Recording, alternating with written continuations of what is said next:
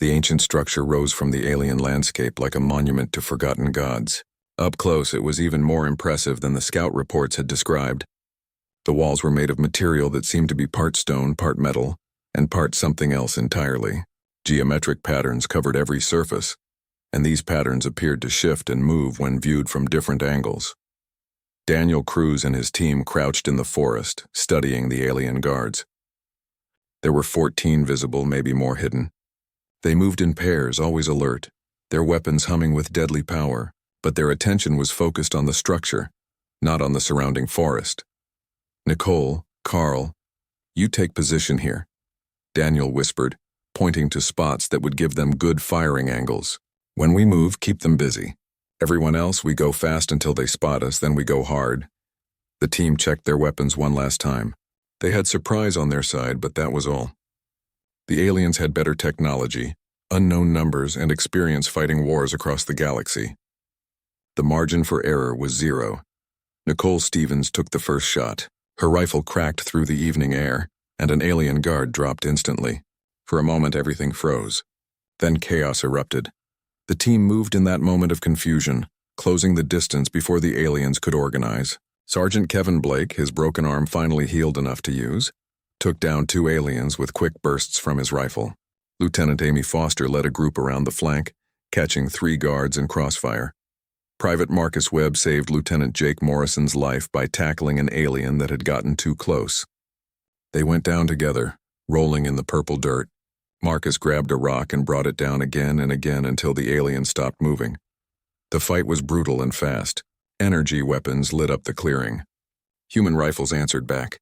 Explosions from improvised grenades shook the ground. In less than 10 minutes, 7 aliens lay dead and 3 more were retreating into the forest. "Move now," Daniel shouted, and they ran for the structure's entrance. The door was not really a door. It was a section of wall that looked somehow different from the rest, though Daniel could not say exactly how. Jake Morrison ran his hands across it, his scanner beeping frantically. "I am reading power flow, but I cannot find how to open it," Jake said urgently. Behind them, the sounds of more aliens approaching echoed through the forest. Lisa Chen pushed past him and placed her palm flat against the surface. Nothing happened at first. Then patterns began to glow, lighting up in sequence like a combination lock solving itself. The wall irised open like a living thing. "How did you know to do that?" Amy asked, amazed. Lisa looked just as surprised as everyone else. "I did not know. I just felt like I should touch it." There was no time to discuss it. The team rushed inside, and the entrance sealed behind them with a sound like a sigh. Inside, the structure was full of light and wonder. Corridors stretched in directions that should not exist. The walls were covered in displays showing star charts and equations. Technology hummed all around them. Systems that had been waiting in darkness for longer than human civilization had existed. "Stay together," Daniel ordered. "We do not know what is in here." They moved deeper into the structure, following corridors that seemed to anticipate where they wanted to go. The place felt alive somehow, aware of their presence. Doors opened before they reached them. Lights brightened as they approached. After what felt like hours but was probably only minutes, they found it. A chamber so large it could not possibly fit inside the structure they had seen from outside, and in the center of that impossible space stood a pillar of light and crystal, pulsing with power. "What is this?" Amy whispered.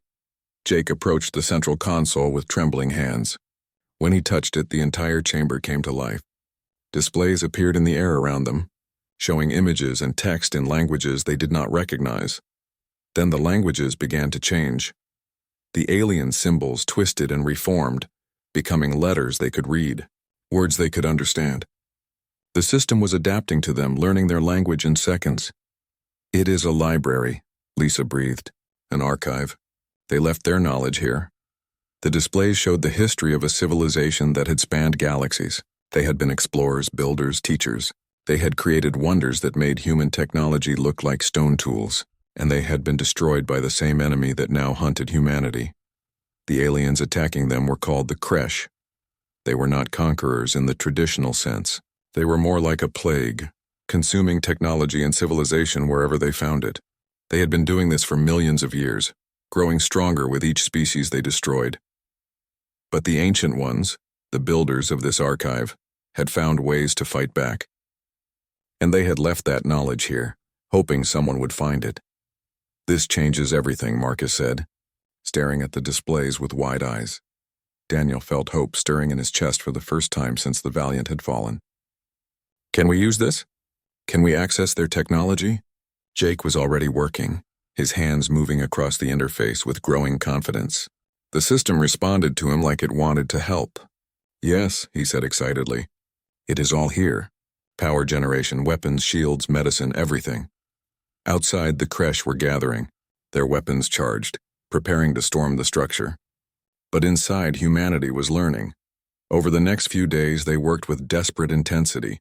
The structure's shields held against the alien attacks, but warning lights showed the defenses would not last forever. Jake Morrison studied the power systems. "It is based on quantum effects I do not fully understand," he said. "But I think I can build a simplified version. Something portable that we can actually use." Lisa Chen examined the biological data. "They modified themselves," she said with wonder and horror. "Changed their own bodies to interface with their technology. That is how they fought the Kresh on equal terms." "Can we do the same?" Daniel asked. "Not quickly enough," Lisa admitted. "It would take months, maybe years. We do not have that time." "Then we use what we can use," Amy said, holding up a weapon she had found in the archive's armory. It looked organic, like it had been grown rather than built. When she tested it on a target, the beam that emerged punched through solid walls. They worked around the clock. The Kresh attacks grew stronger each day, their weapons hammering at the shields. On the 5th day, the structure shook from a particularly heavy bombardment. Dust fell from the ceiling. "We cannot stay here much longer," Kevin Blake said, stating what everyone knew. "Then we do not stay," Daniel replied. "We take what we need and we finish this tonight." The plan was simple and insane in equal measure. They would use the archive's fabrication systems to create weapons and equipment. Then they would go out and face the Kresh directly. Not as desperate survivors, but as warriors armed with technology that could match their enemies. Jake built power cores that could fit in backpacks but generated enormous energy. Lisa created combat stimulants based on the ancient data, chemicals that would push their bodies beyond normal human limits for a short time.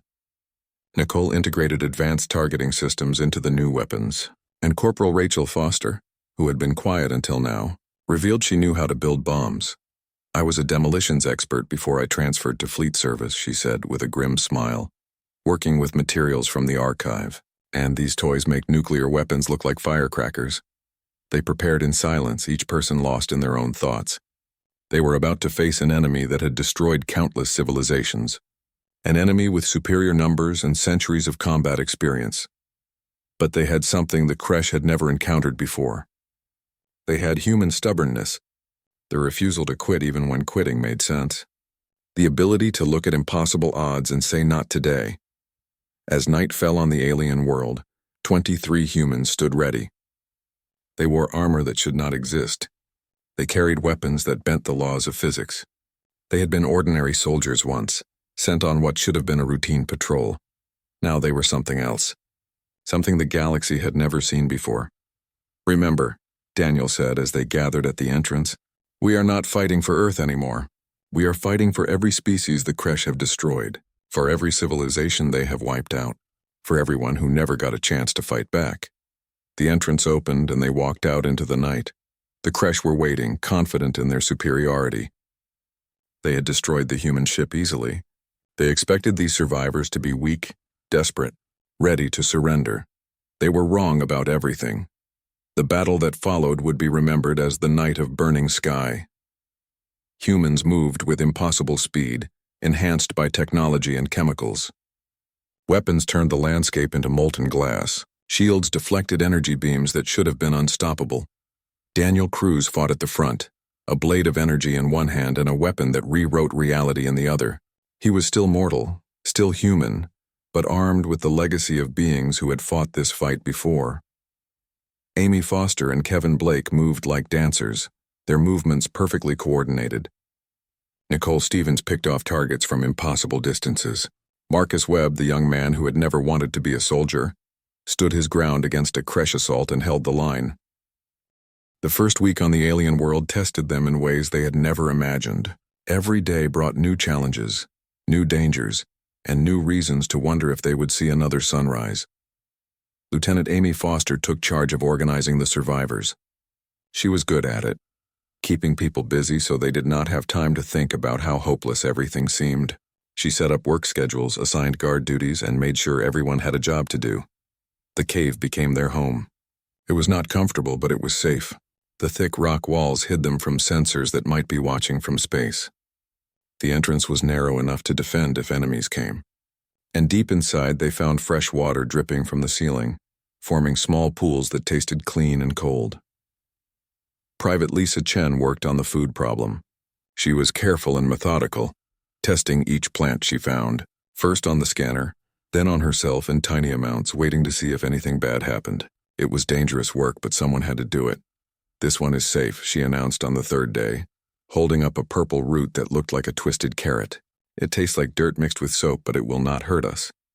"Better than starving," Sergeant Kevin Blake said.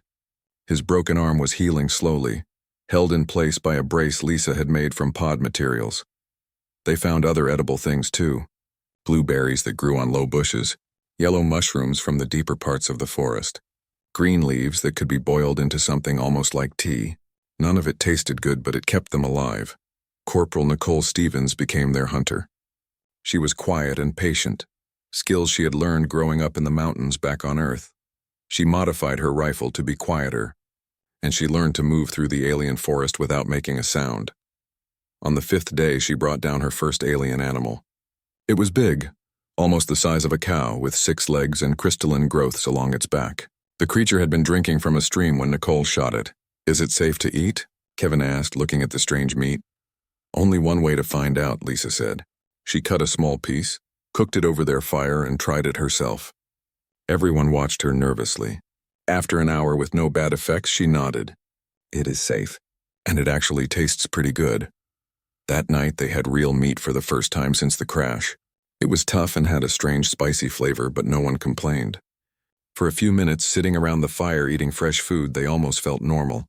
But normal never lasted long. Private Marcus Webb was on guard duty when he saw them. Dark shapes moving through the forest, too organized to be animals. He triggered his communicator immediately. "Contact," he whispered urgently. "East side. Multiple unknowns approaching." Everyone grabbed their weapons. Daniel moved to the cave entrance and looked out into the glowing forest. At first, he saw nothing. Then movement caught his eye. Shapes that seemed to blur at the edges like they were not completely solid. The aliens had found them. "Defensive positions," Daniel ordered quietly. "Do not fire unless they attack first." The shapes came closer. In the blue light of the forest, Daniel got his first clear look at the enemy. They were roughly human-shaped but wrong in every detail. Their bodies seemed to shift and change as they moved. Their heads had too many angles. And they carried weapons that hummed with barely contained energy. One of them raised its weapon toward the cave. "Fire," Daniel shouted. The night exploded with sound and light. Human rifles cracked, their bullets tearing through the alien forest. The enemy's energy weapons answered. Beams of light that superheated the air and left trails of steam. A tree near the cave entrance exploded, showering them with burning splinters. Private Henry Walsh took a hit in the shoulder, the energy beam spinning him around and dropping him behind cover. Lisa Chen dragged him back into the cave, already pulling out medical supplies. Sergeant Kevin Blake fired with his good arm, his aim steady despite the pain from his injury. His bullets hit one of the aliens in the center of mass. The creature went down with a sound like tearing metal, glowing blood pooling beneath it. "They can die," Kevin shouted. "Keep firing." The revelation spread through the defenders like electricity. The aliens were not invincible. They could be killed. That knowledge turned fear into determination. Corporal Nicole Stevens flanked around the side, using the terrain like she would on a hunt. She dropped 2 aliens with careful shots before they even knew she was there. Lieutenant Amy Foster organized a fighting retreat, pulling the wounded back while maintaining covering fire. The battle lasted almost an hour. When it finally ended, 3 humans were dead and 7 more were wounded, but at least 15 aliens lay dead in the forest, their bodies slowly dissolving into glowing puddles. Daniel walked through the aftermath, checking on his people. Every loss hurt, but they had won. Against superior technology and numbers, they had held their ground. "They will come back," Amy said, helping Lisa treat the wounded. Now they know where we are. Let them come, Kevin growled. We know how to kill them now. But Daniel understood the real problem. The aliens had been testing them, learning their capabilities. The next attack would be different, harder, more prepared. That evening he called everyone together. The survivors gathered in the main cave, their faces lit by chemical lights and glowing fungus they had collected. We won today, Daniel began, but we cannot count on winning the same way again. We need better defenses. We need better weapons, and we need to know what we are facing. I examined the alien bodies, Lisa said. Everyone turned to look at her. Their technology is built into them. They have machines in their brains, in their muscles, in their senses. They are not just using advanced technology. They are part of it. Can we use their weapons? Lieutenant Jake Morrison asked. He was an engineer who had survived with only minor injuries. Can we adapt their equipment? Maybe, Lisa said. But it would take time and tools we do not have. Then we get creative, Nicole said. We use traps. We use the terrain. We make them pay for every step they take. We also need information, Amy added. We need to find their base. Learn how many there are. Understand their weaknesses, Daniel nodded. I need volunteers for a scouting mission. Every hand went up. They chose 5 people for the first scout team. Amy would lead, taking Nicole, Marcus, and 2 others named Carl Mendez and Rachel Foster. They would travel at night when the glowing forest would hide their heat signatures. The team left the next evening. Daniel watched them disappear into the luminous forest, 5 shadows moving between the trees. He did not know if he would see them again. While they were gone, the rest of the survivors worked on improving their defenses. Jake Morrison built traps from salvaged pod parts and local materials. Pressure plates that would trigger alarms. Tripwires connected to explosives made from power cells. Hidden pits covered with branches. Kevin Blake, despite his broken arm, organized combat drills. They practiced responding to attacks from different directions. They learned to work together, to cover each other, to fight as a unit instead of individuals. Lisa Chen created a medical station in the deepest part of the cave. She organized their dwindling supplies and experimented with local plants that might have healing properties. Some of the alien vegetation had antiseptic qualities. Others could reduce pain or help with sleep. The days passed slowly. Every sound from the forest made them jump. Every shadow could be an enemy. But the aliens did not attack again. Not yet. 3 days after they left, the scout team returned. They looked exhausted, their clothes torn and dirty, but their eyes were bright with discovery. We found something, Amy said. Something big. They gathered around as she spread out rough maps and scanner readings. About 15 kilometers to the northeast, there was a structure. It was massive, partially buried in the landscape and definitely not built by the aliens they had been fighting. Who built it? Daniel asked. We do not know, Nicole answered. But it is old. Really old. And the aliens have set up guards around it. Why would they guard it? Lisa wondered. Marcus pulled up images on his scanner. Look at how they are positioned. They are not defending it from outside attack. They are containing it. The guards face inward, not outward. They are afraid of it. The implications hung heavy in the air. We need to get inside, Jake said, his engineer's mind already working on the problem. If there is technology in there that even they fear, it could help us survive, Amy finished.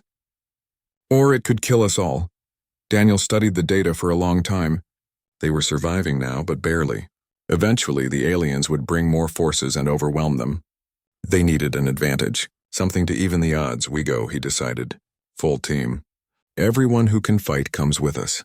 We leave guards here with the wounded, but everyone else moves out. It took 2 more days to prepare. They gathered every weapon, every piece of equipment, every salvaged tool they could carry. Lisa made medical kits from what they had. Jake rigged alarms around the cave to warn those staying behind. On the morning of the 3rd day, 23 humans set out through the alien forest. They moved quietly, carefully, knowing that everything depended on what they would find. The ancient structure waited in the distance, holding secrets that would change everything. The first crash wave hit the outer defenses at dawn. Hundreds of alien soldiers advanced through the glowing forest, their weapons ready, their confidence absolute. They had destroyed human ships. They had conquered 1,000 worlds. This would be no different. The first mine detonated, turning 3 Kresh into vapor, then another, then 10 more in rapid succession. The alien advance staggered as explosions ripped through their ranks. Nicole Stevens watched from her sniper position, a smile on her face. "That is for the Valiant," she whispered, and fired. Her shot took a Kresh officer through the head from 800 meters. The enhanced targeting system in her rifle made impossible shots routine. She fired again and again, each shot finding its target. Down in the main defensive line, Sergeant Kevin Blake commanded the center position.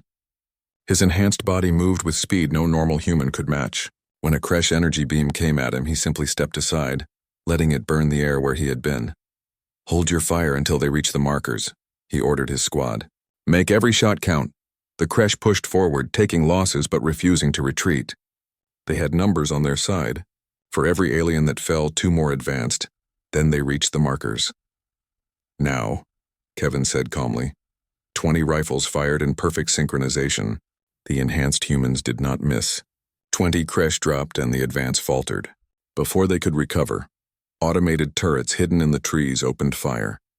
Energy beams crisscrossed the battlefield, cutting down aliens by the dozen. But the Kresh were not fools. They called in heavy weapons. Armored vehicles pushed through the forest, their cannons targeting the human positions. One shot destroyed a turret. Another blew apart a defensive bunker that Jake Morrison had built. "We need to take out those vehicles," Amy Foster said urgently over the communication channel. "On it," Rachel Foster replied. The demolitions expert ran through the chaos with enhanced speed, carrying bombs that should have been too heavy for anyone to lift. She reached the first vehicle, planted charges on its underside, and was gone before the Kresh inside even knew she was there. The explosion flipped the vehicle like a toy. Rachel moved to the next one, then the next. 3 vehicles destroyed in as many minutes. But the Kresh kept coming. They adapted to the defenses, found ways around the traps, and pushed closer to the archive with each passing minute. Lieutenant Jake Morrison watched the battle from the command center inside the structure. Displays showed him everything happening outside. The Kresh numbers were overwhelming. Even with all their preparations, they were being pushed back.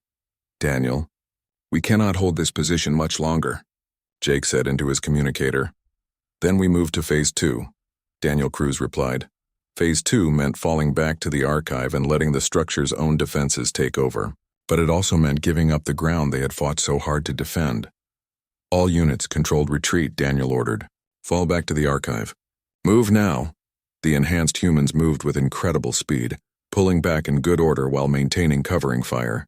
The regular soldiers followed, helping the wounded and making sure no one was left behind.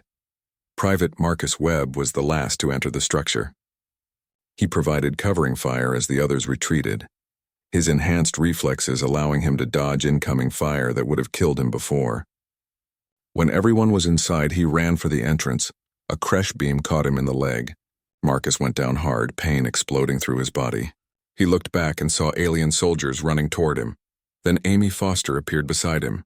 She grabbed his arm and hauled him up with enhanced strength. Together they stumbled through the entrance as it sealed behind them. "You should have left me," Marcus gasped. "Not how we do things," Amy replied. Outside, the Kresh surrounded the structure completely. They brought up more weapons, heavier firepower, energy cannons that could crack mountains, missiles that could level cities. They hammered at the archive's shields with everything they had. Inside, the humans waited. "The shields are at 70%, Jake reported. "They will hold for maybe 6 hours at this rate. Then we need to end this in 6 hours, Daniel said. Lisa Chen was treating the wounded, her enhanced hands moving with precision. "We lost 12 people in the retreat," she said quietly. 31 wounded. We have 61 combat-capable left, 61 against an army. The odds were impossible, but humans had never cared much about odds. "Jake, can you overload the fabrication systems?" Daniel asked suddenly. The engineer looked at him with surprise. "Overload them how?" "Turn them into weapons. Use them to create an energy pulse that would disable Kresh technology in a wide radius." Jake thought about it, his enhanced mind processing the possibilities. "Maybe, but it would burn out the systems completely. We would lose the ability to make more weapons or equipment. We will not need more weapons if this works," Daniel said. "And if it does not work, we will be dead anyway." Jake nodded slowly. "Give me 3 hours." While Jake worked on the weapon, the rest of them prepared for what would come next. They checked equipment, redistributed ammunition, and said quiet goodbyes to people they might not see again. Sergeant Helen Wright, the drill instructor, gathered the regular soldiers. "Listen up," she said in a voice that demanded attention. "We are about to do something impossible. We are going to walk out there and face an army that has conquered 1,000 worlds. They think we are beaten. They think we are weak. They think we are finished." She paused, looking at each person in turn. "They are wrong. We are humans. We survive, we adapt. We fight when fighting seems hopeless. And today, we are going to teach the Kresh what that means." The soldiers cheered, and the sound echoed through the archive like thunder. 3 hours later, Jake activated his creation. The entire structure hummed with power as the fabrication systems overloaded in a controlled cascade. Energy built up to impossible levels. "This is it," Jake said. "When I release this, every piece of Kresh technology within a kilometer will shut down. Their weapons, their vehicles, their communications, everything. Then how long will it last?" Daniel asked. "Minutes at most," Jake admitted. "Their systems will reboot. But for those few minutes, they will be helpless." Daniel looked at his people, 61 humans enhanced and armed with weapons that should not exist. "We go out fighting," he said simply. "We hit them while they are down. We show them what humans can do." The entrance opened and the electromagnetic pulse exploded outward. For a moment, the world went silent. Kresh weapons stopped firing. Their vehicles shut down. Their communication died. Then 61 humans poured out of the archive like an avalanche. Daniel led the charge, his energy blade cutting through Kresh soldiers before they could react. Amy and Kevin fought beside him, moving with impossible speed and precision. Nicole picked off targets from a distance, each shot perfect. Marcus, his leg healed by advanced medicine, fought like a demon. The enhanced humans were nightmares made real. They dodged energy beams when the weapons came back online. They moved through the Kresh ranks like ghosts, leaving death in their wake. They used the alien technology and their own enhanced bodies to fight as equals against an enemy that had seemed invincible. Rachel Foster's bombs destroyed Kresh command posts. Lisa Chen saved wounded humans with field medicine that seemed like magic. Jake Morrison hacked Kresh systems and turned their own weapons against them. The battle raged for hours. The Kresh, shocked by the ferocity of the human attack, began to fall back. They called for orbital support, but their ships had moved out of range. They tried to regroup, but the enhanced humans gave them no chance. As the sun set on the alien world, casting orange and green light across the battlefield, the impossible happened again. The Kresh broke completely. Their remaining forces fled to their ships, abandoning equipment and wounded in their haste to escape. The ships lifted off, engines burning as they clawed for orbit, but they did not get far. Nicole Stevens, standing on a hill overlooking the battlefield, raised a weapon that Jake had built based on archive designs. It was too large for a normal human to carry, but her enhanced strength made it possible. She fired. The beam reached into the sky and struck a Kresh ship. The vessel exploded, raining debris across the landscape. She fired again and another ship fell. The remaining Kresh vessels fled faster, jumping to faster-than-light speeds the moment they cleared the gravity well. Silence fell across the battlefield. Daniel stood in the center of the carnage, breathing hard, his body aching despite the enhancements. Around him, humans were cheering, crying, hugging each other. They had done it. Against all odds, against an enemy that had destroyed civilizations, they had won. "Casualties?" he asked Amy. 19 dead, she replied, her voice heavy. "Many wounded. But we won, Daniel. We actually won." They had lost 42 people total since the Valiant fell, 42 names that Daniel would remember forever, but 31 humans still stood, alive against all odds. In the weeks that followed, they used the archive to build something new. Not just a settlement, but a home. They taught themselves to use the ancient technology. They enhanced more people carefully and safely. They built defenses that would hold against anything, and they sent a signal into space. The message was simple. We survived. We fought, we won. This is humanity's message to the galaxy. We are here. We will not surrender. The morning after the battle, 23 humans stood on ground stained with the blood of 2 species. They were exhausted, some wounded, all pushed beyond what they thought possible. But they were alive. And they had won. The Kresh bodies dissolved slowly in the purple soil, leaving behind only their weapons and equipment. Daniel Cruz walked through the battlefield, his new armor damaged but functional, his mind trying to process what they had accomplished. Casualties? He asked Amy Foster. 2 dead, she replied quietly. Private Carl Mendez and Corporal Henry Walsh. 5 others wounded, but Lisa says they will recover. 2 more names to add to the list of those they had lost. Daniel felt the weight of each one. But they had faced an enemy that had destroyed civilizations, and they had driven them away. That had to count for something. The Kresh retreated to their ships, Nicole Stevens reported, returning from a scouting mission. But they did not leave the planet. They are regrouping about 20 kilometers north. They will come back, Kevin Blake said, checking his weapon. Probably with more forces next time. Daniel nodded. He knew Kevin was right. Last night had been a victory, but it was not the end. The Kresh would not give up an entire world just because one fight went badly. They would call for reinforcements, study what went wrong, and come back stronger. Then we need to be ready, Daniel said. Jake, can you make more of those weapons? Lieutenant Jake Morrison was examining a Kresh weapon they had captured. With the fabrication systems in the archive, yes. But it takes time and power. We can probably equip 50 people with basic gear in a week. Better equipment will take longer. We do not have 50 people, Marcus Webb pointed out. Not yet, Daniel replied, but there are still survivors scattered across this world. We found each other. Maybe we can find them too. Over the next few days, they worked to secure their position. The ancient structure became their fortress. Jake set up defensive systems using both human engineering and alien technology. Lisa established a proper medical facility in one of the interior chambers. Amy organized patrols and established a perimeter, and they started broadcasting. Marcus Webb, using the archive's communication systems, sent out signals across every frequency they could generate. Simple messages in standard fleet code, valiant survivors, safe haven established. Respond if you can hear this. The responses came slowly at first. A handful of voices calling back from the wilderness, then more. Small groups of survivors who had been hiding, waiting, hoping for rescue that never came. Within 2 weeks, their numbers had grown to 73. Each new arrival brought stories of survival against impossible odds. Some had fought their way through Kresh patrols. Others had hidden in caves or forests.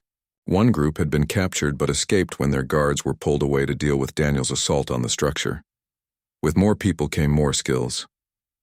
Dr. Patricia Green had survived with a complete medical kit and knowledge that complemented Lisa's field training.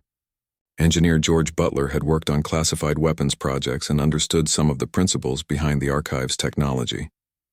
Sergeant Helen Wright had been a drill instructor and immediately began organizing the new arrivals into effective combat units. But growth brought problems too. Food became a critical issue. 73 people needed more than the forest could easily provide. Water was plentiful, but sanitation was a concern, and not everyone adapted well to their new reality. Some survivors struggled with the loss of everything they had known. Private Nathan Price sat alone most days, staring at nothing, barely speaking. Lieutenant Scott Barnes argued constantly that they should find a way to signal Earth instead of preparing for more fighting. Several others showed signs of what Dr. Green called combat trauma, jumping at shadows and struggling to sleep. Daniel tried to help them all, but he was not a counselor. He was a soldier trying to keep people alive on a hostile world. You cannot save everyone, Amy told him one evening. She found him sitting alone, going over supply reports and casualty lists. Some people will not make it no matter what you do. I have to try, Daniel replied. These people are my responsibility. They are our responsibility, Amy corrected. You are not alone in this, Daniel. Stop acting like you are. She was right, but old habits were hard to break. Daniel had been trained to lead from the front, to take responsibility for everything. Sharing that burden did not come naturally, but he learned. He delegated more, let Amy handle personnel issues, gave Jake full authority over technology projects, trusted Nicole to manage security, and slowly the settlement began to feel less like a temporary camp and more like something permanent. They gave it a name. New Haven, simple but fitting. Meanwhile, Jake Morrison made breakthrough after breakthrough working with the archive. The ancient technology was far beyond anything humanity had developed, but it was also designed to be understood. The builders had left instructions, guides, tutorials stored in the system. They wanted someone to find this, Jake explained during a briefing. They knew the Kresh would destroy them eventually, so they left this as a gift for whoever came next. He showed them what he had learned, Power generation systems that could run forever on quantum fluctuations. Weapons that could target specific molecules. Shields that bent space itself. Medical technology that could heal injuries that would be fatal with human medicine. Can we replicate it? Daniel asked. Some of it, Jake said. The simpler systems, yes.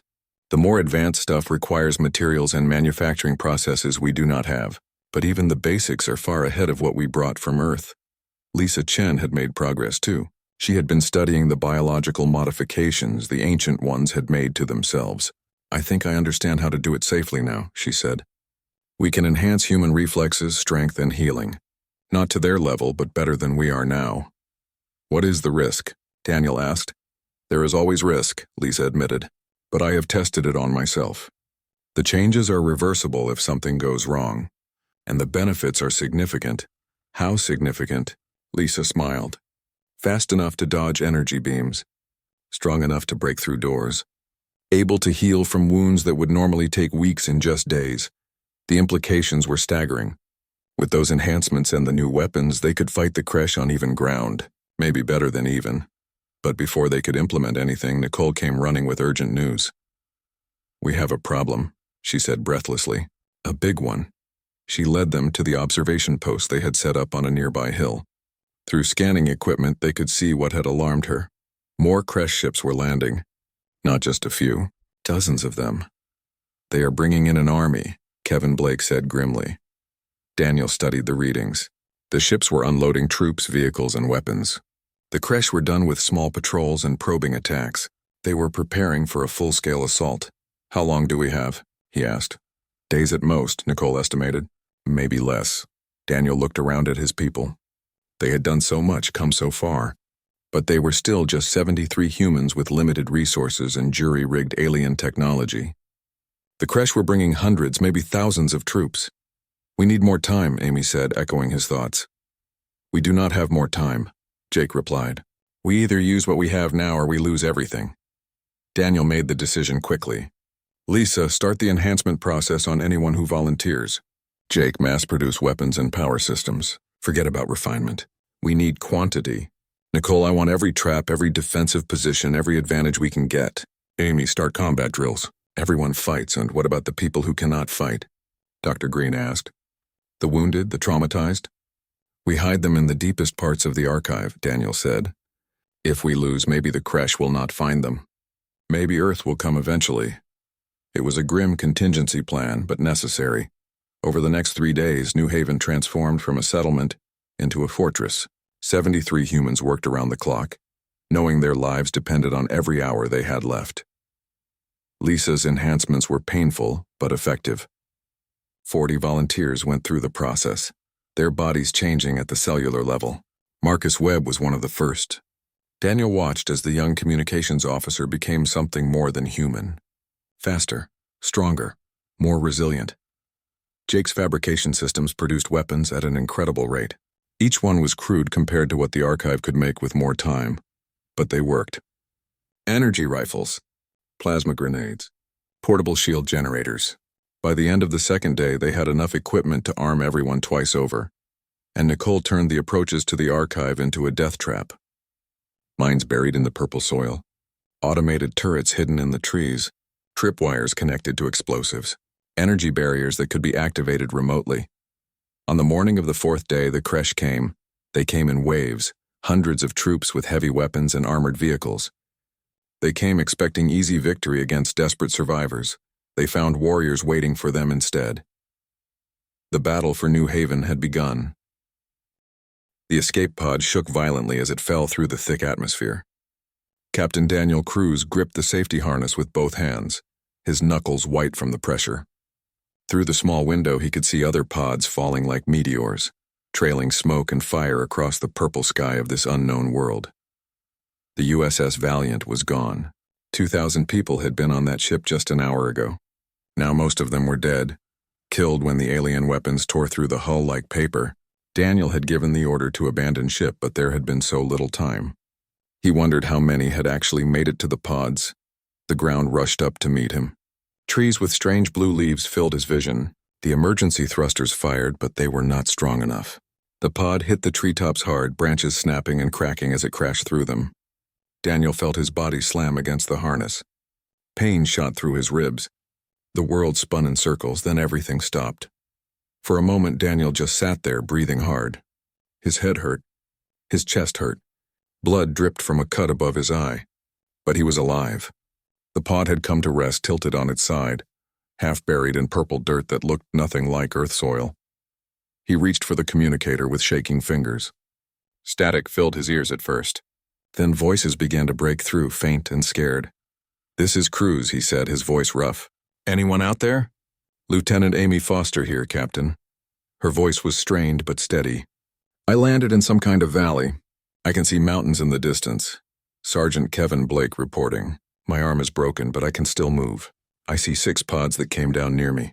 More voices joined in. Private Lisa Chen, Corporal Nicole Stevens, Private Marcus Webb. Each report brought a mix of relief and pain. They were alive, but so many others were not. "Listen up, everyone," Daniel said, forcing command into his voice. "Set up defenses around your landing sites. The aliens might have followed us down. Help the wounded. Save what you can from the pods. We meet up when the sun rises." He did not say what everyone already knew. Earth had no idea what happened to them. The nearest human base was 40 light years away. No one was coming to rescue them. They were alone on a hostile alien world, and the enemy that destroyed their ship was probably still hunting them. Daniel pulled himself free from the harness and checked his weapon. The pistol felt small and useless in his hand. The aliens had weapons that could destroy spaceships. What good would a handgun do against them? But it was better than nothing. He opened the pod door and stepped out into the alien forest. The air smelled strange, like metal and flowers mixed together. The trees glowed softly in the darkness, their bark covered in fungi that gave off blue light. Strange sounds echoed through the forest. Animals, maybe, or something worse. Daniel activated his scanner and started marking the locations of other survivors on his map. The device showed 43 life signs within 10 kilometers. 43 out of 2,000 people. The number made his stomach twist. He was their captain now. These people would look to him for orders, for hope, for a reason to keep fighting. He would have to give them all of that, even if he did not feel hopeful himself. The truth was simple and terrible. They were stuck on an alien planet with almost no supplies. They did not know if the local food was safe to eat. They did not know what creatures lived in these forests. They did not know if the enemy was watching them right now, and they had no way to call for help. Daniel started walking toward the nearest life sign on his scanner. The glowing forest made everything look unreal, like a dream, or a nightmare. His boots sank into the soft purple soil with each step. Something small and quick scurried away from him in the darkness. He found Private Marcus Webb 20 minutes later. The young man was sitting against a tree, his pod smoking behind him. Marcus looked up when Daniel approached, and his face showed pure relief. "Captain," Marcus said, standing quickly, "I thought I was alone." "You are not alone," Daniel told him. "None of us are. We have each other, and that has to be enough." They walked together toward the next survivor, then the next. One by one, Daniel gathered his people. Some were injured. Some were in shock. But they were alive, and that was what mattered. By the time the alien sun rose, painting the sky in shades of orange and green that Earth never knew, Daniel had found 12 survivors. They gathered in a small clearing, their faces dirty and scared but determined. Lieutenant Amy Foster arrived with her group an hour later. She had 15 people with her, including Sergeant Kevin Blake with his broken arm in a makeshift sling. Private Lisa Chen came next with 8 more, 3 of them badly wounded. They set up a rough camp in a cave that Nicole Stevens had found. The cave was big enough for all of them and provided shelter from the sky. If the aliens were watching from orbit, the cave would hide their heat signatures. That night they held their first meeting. Chemical lights lit up the cave as 43 survivors sat in a circle. "We need food and water," Amy said. "Our supplies will last maybe 3 weeks if we are careful." "I have been testing the local plants," Lisa added. "Some of them are safe to eat. They taste terrible, but they will not kill us. There are animals here too," Kevin said. "Big ones. I saw something like a bear, but it had 6 legs." Daniel listened to them talk, making notes on his tablet. They were already thinking about survival, about the future. That was good. It meant they had not given up. "We stay together," Daniel said when they finished. "Being spread out makes us weak. We need to bring everyone to this location." What about the wounded? Lisa asked. Some of them cannot walk. We carry them if we have to, Daniel replied. But we do it. We are stronger together. The discussion went on for hours. They made plans for food, water, shelter, and defense. They assigned jobs to everyone. Hunter, builder, medic, scout. Everyone had a role to play. Later, Daniel found Marcus sitting at the cave entrance, staring up at the stars. They were different stars than the ones visible from Earth. Wrong constellations. Wrong colors. Everything here was wrong. Cannot sleep? Daniel asked. I keep thinking about home, Marcus said quietly. I had a girlfriend, Karen. We were going to get married after this mission. Daniel sat down beside him. Earth does not know we are dead. When we do not report back, they will send someone to look for us. How long will that take? Marcus asked. Months? Years? I do not know, Daniel admitted. But we will be here waiting when they come. We will survive this. It was a promise he hoped he could keep. But sitting there in the alien night, listening to the strange sounds of an unknown world, Daniel wondered if survival was even possible. The aliens had destroyed their ship easily. They could come back at any time to finish the job. And Earth's warriors, who had fallen from the sky, had no way to fight back. But they would try anyway, because that was what humans did. They survived. They adapted. They refused to give up, even when hope seemed impossible. Daniel looked at the young man beside him. Get some rest, Marcus. Tomorrow we start building something here, something that will last until Earth finds us. Marcus nodded and headed back into the cave. Daniel stayed a while longer, watching the alien stars and thinking about the days ahead. They would be hard. Many of them might not survive, but they would face it together, and maybe, just maybe, that would be enough.